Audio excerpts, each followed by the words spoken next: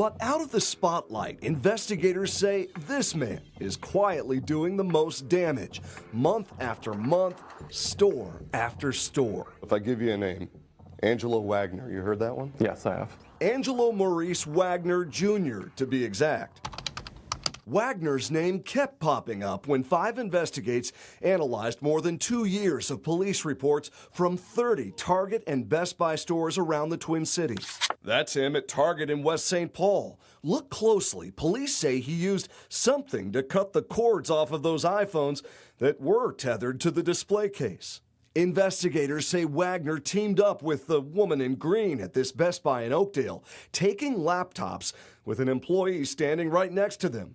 We can't hear what was said, but it was not enough to stop them from strolling out the front door. Eventually it'll impact us because Best Buy might have, let's just say $50,000 in losses. Well, someone has to make up that amount somehow. Eagan detective Dan Spees worked a case involving Wagner in 2021. He figured out a specific way to do it. He goes in, steals a TV or the phones or the radios or whatever they are, and then a couple days later he does again. As an employee walks out of a locked stockroom door, security cameras at Target in Lakeville record Wagner walking in. Out of public view, but still on camera. He then helped himself to a variety of products off the shelves, including a PlayStation 5, all before making another casual getaway.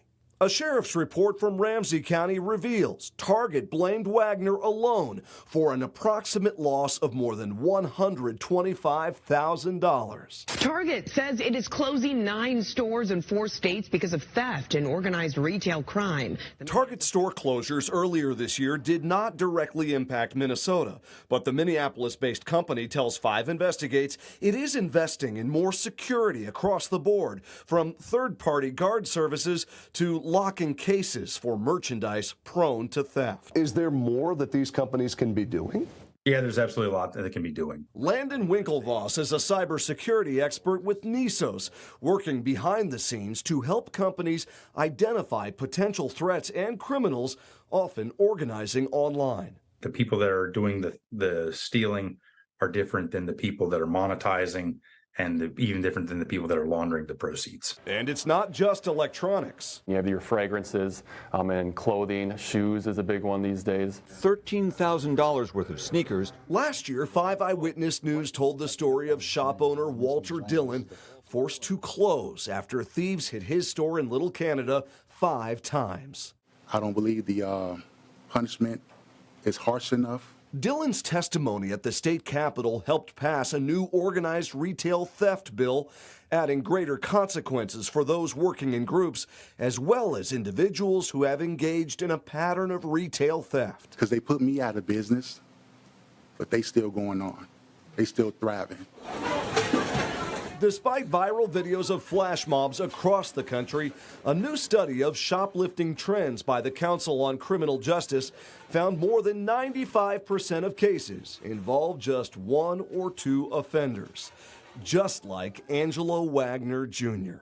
Remember him cutting off those iPhones at Target? Well, Wagner was bold enough to return to this same location here in West St. Paul 4 months later, but this time they alerted police who came and arrested him. A judge sentenced Wagner to 20 months in prison early last year, but now he's out again, and we found he's racking up new charges.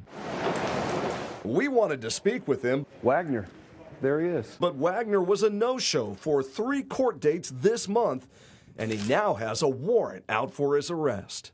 You're going to have some people shaking their fists saying, why isn't this guy, locked under the jail? What's the solution here?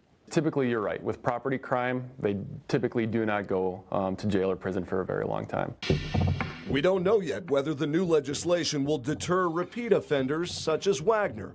For now, Detective Spees says he's counting on collaboration with other agencies, combining cases across the metro to finally make an impact. That's what I hang my hat on, knowing that even though for my specific case, they might not have a lot of repercussions or even go to jail or prison, but eventually down the road, if they continue down this path, they most likely will.